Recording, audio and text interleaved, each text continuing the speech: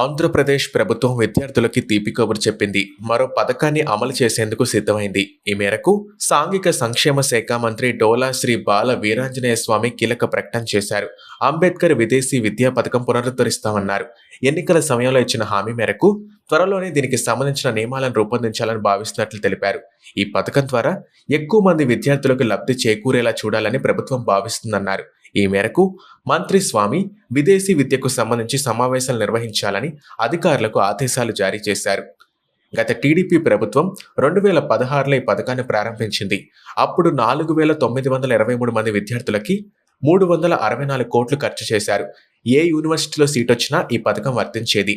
గత ప్రభుత్వ హయాంలో ఈ పథకం అమలులో మార్పులు చేశారు. ఈ మేరకు క్యూఎస్ ర్యాంకింగ్స్లో 200 లోపు ఉన్న యూనివర్సిటీస్లో సీటు పొందిన వారికి ఈ పథకాన్ని అమలు చేసిన సంగతి తెలిసింది. అయితే 2024 ఎన్నికల సమయంలో కూటమి మేనిఫెస్టోలో విదేశీ విద్యా పథకాన్ని అమలు చేస్తామని హామీ ఇచ్చారు. ఈ మేరకు అధికారులు ఈ పథకం అమలుపై కసరత్తు చేస్తున్నారు.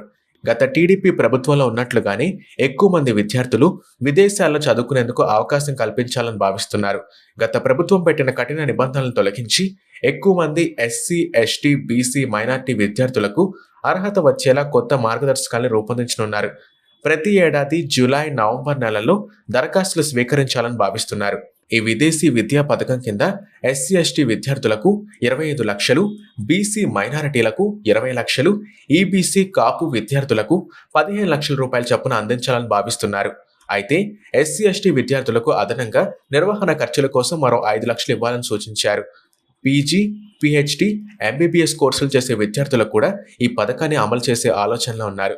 2014 నుంచి 19 మధ్య టీడీపీ ప్రభుత్వం అంబేద్కర్, ఎన్టీఆర్ పేర్ల మీద ఈ పథకాన్ని అమలు చేసిన సంగతి తెలిసిందే. గత ప్రభుత్వ హయాంలో ఈ పథకానికి ఉన్న అంబేద్కర్ పేరుని తొలగించి జగనన్న విదేశీ విద్య పేరు పెట్టారు. ఇప్పుడు కూటమి ప్రభుత్వం అంబేద్కర్ పేరుతోనే పథకాన్ని అమలు చేయాలని భావిస్తోంది. త్వరలోనే ఈ పథకంపై పూర్తిగా క్లారిటీ రానుంది. ఇదిలా ఉండగా తల్లికి వందనం విషయానికి వస్తే మొత్తం 7,99,410 మంది విద్యార్థులకు గాను 7,84,874 మంది తల్లుల ఖాతాల్లో 13,000 చొప్పున జమ చేస్తారు. మొదటి విడతలో కొందరు అర్హులైనప్పటికీ డబ్బులు రాలేదు.